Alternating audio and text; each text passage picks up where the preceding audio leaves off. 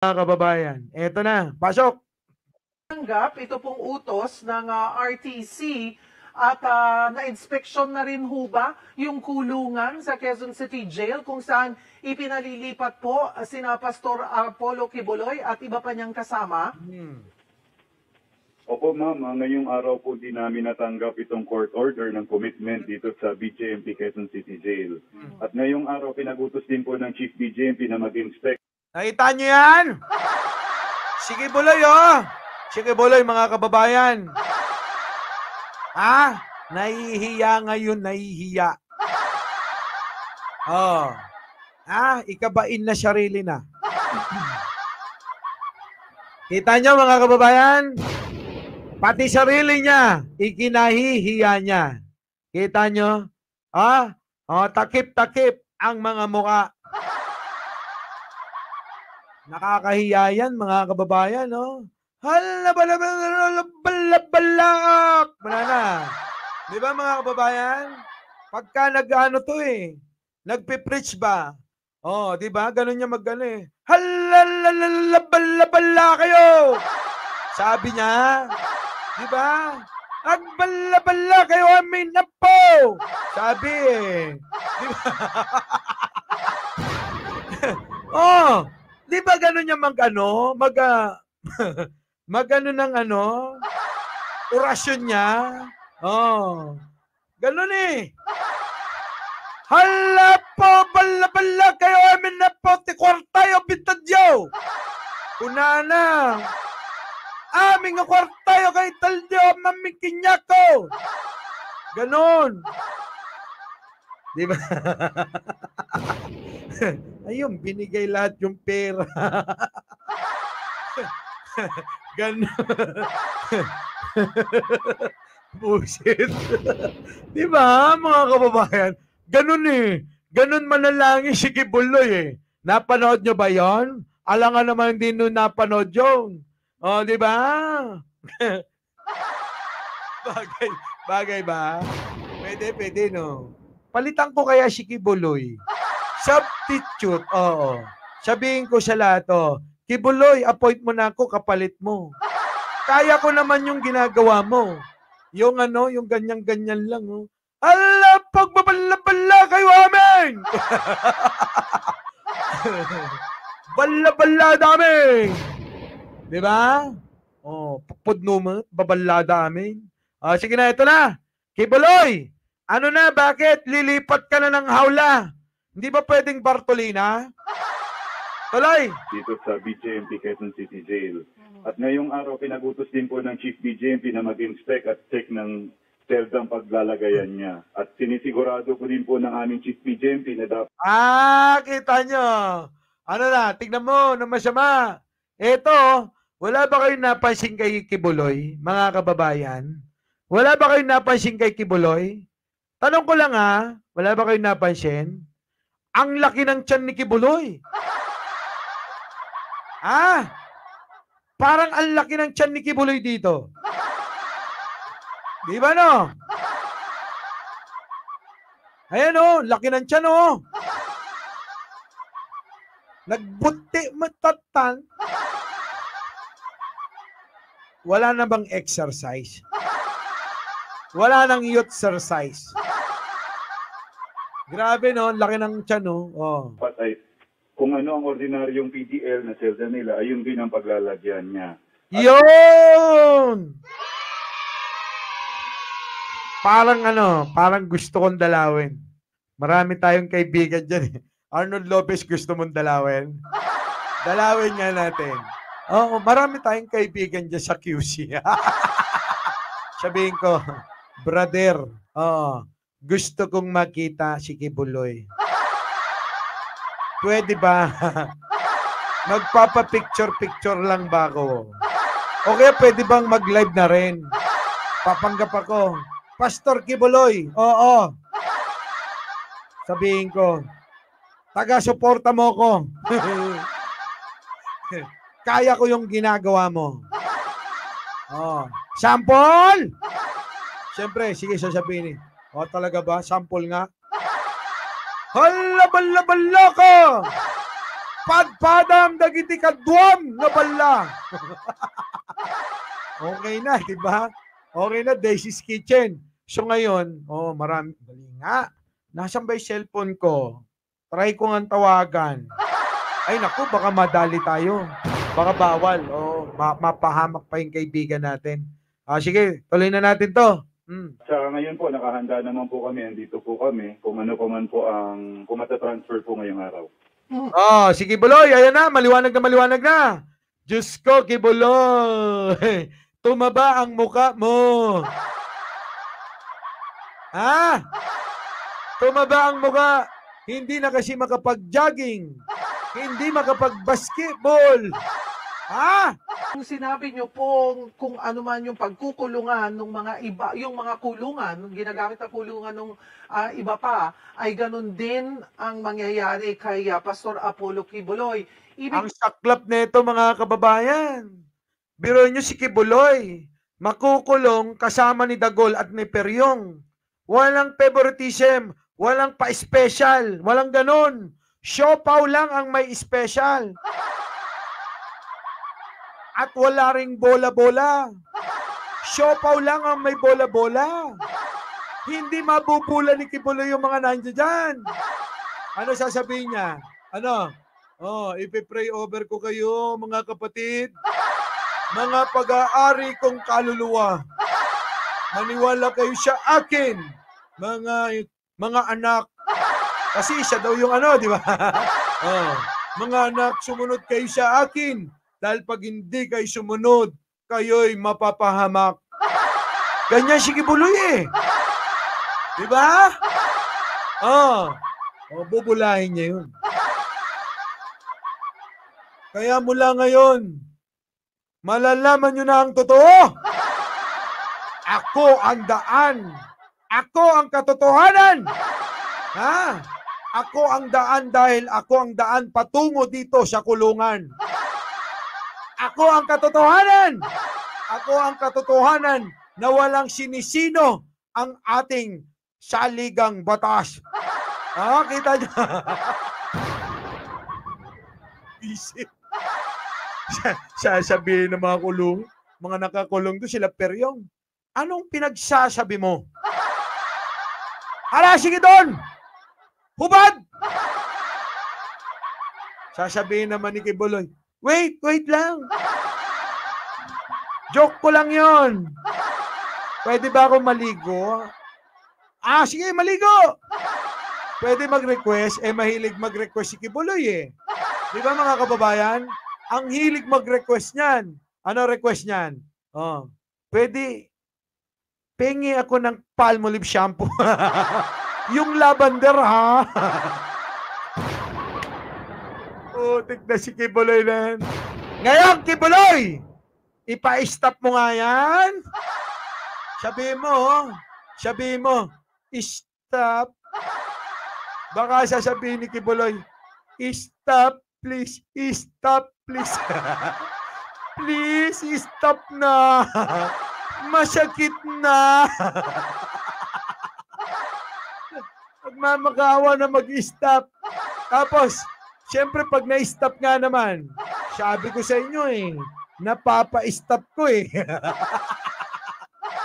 Diba? Siyempre, pag natapos na. Diba? Oy, Sally Garcia. Oo, thank you naman. Sana oil. Sana oil. Ito na. Naku, wala na mga kababayan ito. Oo, sigurado ito. Biruin mo, si Pastor Kibuloy na hari-hari.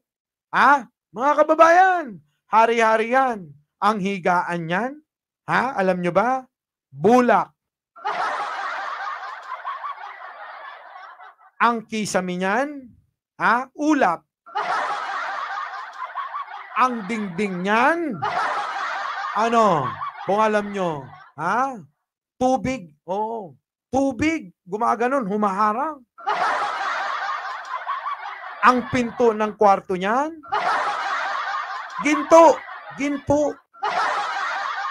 Ang doorknob niyan, sa kanya rin galing yun, Diamond. Diamond. Oh, kita nyo? Tapos ngayon mga kababayan, oh. Sisiksik. Saan? Sa kulungan. Alam nyo naman yung mga nakakulong dyan. Hindi naman sa pag-ano. Karamihan dyan, hindi na bumibili ng deodorant yan. At karamihan dyan, once a week na lang, mag-toothbrush yung mga yan. Tapos ano, katabi ni Kibuloy. Siyempre, siksikan yan. Alam niyo siksikan? Ay naku, parusa yan mga kababayan. Gawan nila ng paraan kung paano nila maitatakas yan. Pero meron kayong hindi naiisip. Alam niyo kung bakit?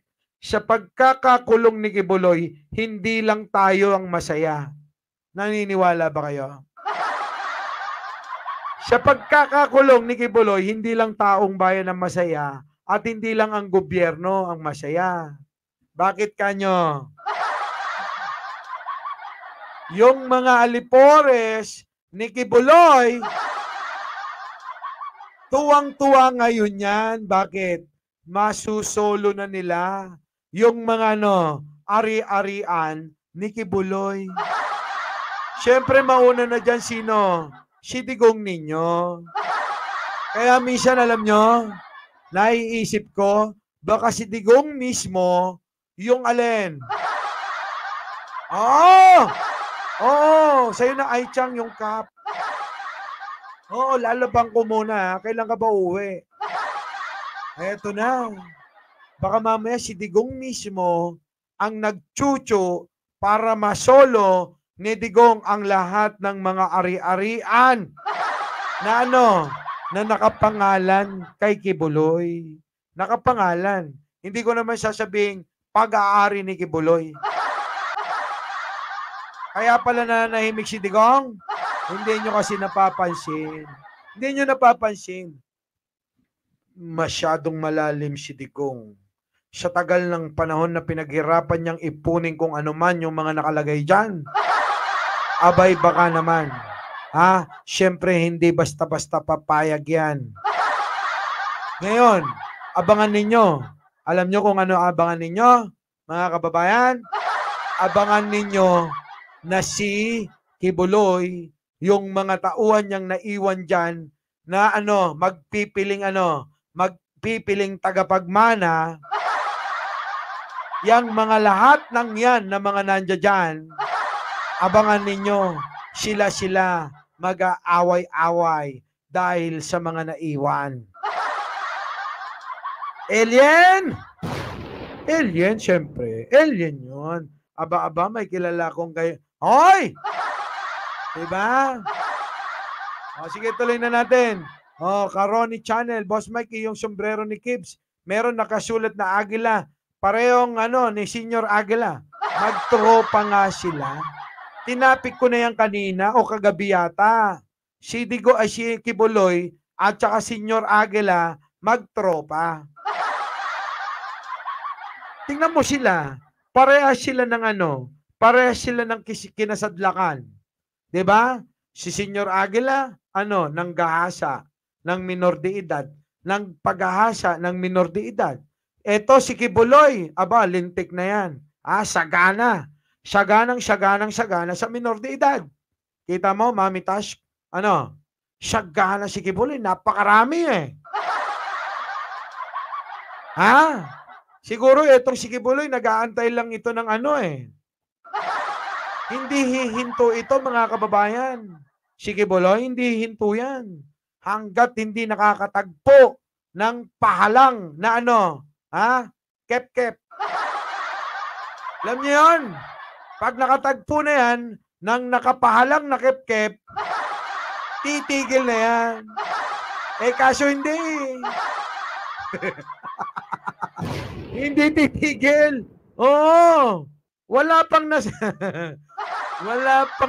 nasusumpong ang pahalang ba? 'Di ba? Pahalang. 'Yun yung inaantabayanan niya. Kasi daw kapag ka nakakita at nakaranas na siya ng pahalang, Yun na yung sinyales na ano, aakyat na siya sa langit. Sa langit ng kaligayahan kay Neneng. Yung banyas ba? Yung banyas, pahalang. O bakit di na lang yung ano, yung banyas ang tirahin niya? Ay, no. Tuloy natin to. Oh, sama-sama na sila mga kababayan ha. Kung sabihin may mga kasama siya sa isang selda Ah. or solo ba yung kulungan? Ito pong selda na ito ay pangsampuan. Ito po ang design dito sa Quezon City Jail. Hoy, Kibuloy, tumaba yung mukha mo. Hoy, 10 daw kayo sa kulungan, Kibuloy. Kibuloy ha, 10 ba? 10! Tuloy na natin. Si Pastor Kibuloy, mga kababayan, ay makukulong kasama ng mga ordinaryong bilanggo. Saan? Sa Quezon City. City Jail. Oo. Mga kababayan. So mga kababayan, sama-sama sila. 10 sa bawat kulungan ay kasama ni Kibuloy ay 9. Hindi naman pwedeng kasama yung mga babae doon. So mag-isa lang si Kibuloy doon. Canada. Tama po, ma'am. Ito po yung ordinaryong selda lang. 2 po sila doon. Of course, for security assessment din natin while waiting pa. Ganon din po lahat ng mga bagong dating dito at bagong commit. Hiwalay pong selda sila. Kikita niyo yan, si Simanes. Sylvia Simanes. Ano kaya ito? Sa tagal ng panahon na kay Kibuloy ito, hindi kaya ito yung mga nauna? Tanong lang naman, di ba? Wala namang problema doon. Okay, tuloy. Ano po bang itsura ng isang selda po dyan sa New Quezon City Jail? May sarili po ba yung banyo? Paano Ano daw itsura ng selda? Mga kababayan, alamin natin ano daw itsura. Pakita nyo na kasi. po ba? Describe nga po sa amin. Ito pong selda na to nasa 40 square meters. Nakasya ang 10 PDL base sa ating standard. Meron po itong 5 double bed na bunks. May sariling banyo pero may takip lang po para sa privacy pero walang pinto na banyo. Walang pinto-pinto yung banyo. Kasla kasilyas nga di ba? Tabing-tabing lang. Parang kasilyas sa probinsya, ganun. Tatabingan lang, pwede na. Nagets nyo? Tabing-tabing lang ba? Naku. Hindi sanay si Pastor Kibuloy ng ganyan. Baka gumawa ng kingdom sa loob yan. Tapos napapaligiran po ito ng rehas. Opo. Meron din po ba paano po yung source ng hangin? Paano po ba? May Yes, ma'am. Well ventilated po itong facility na ito. This is a 6-story building dito sa Payasat na tagusan naman po ang hangin. okay.